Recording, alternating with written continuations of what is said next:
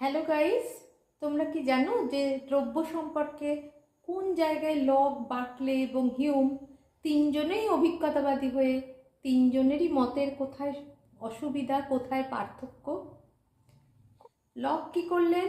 Lock হচ্ছে দ্রব্যকে স্বীকার করলেন, কিন্তু তাকে অজ্ঞাত অজ্ঞেয় বললেন। মানে জড় দ্রব্যকে স্বীকার করলেন, তাকে অজ্ঞাত অজ্ঞেয় বললেন।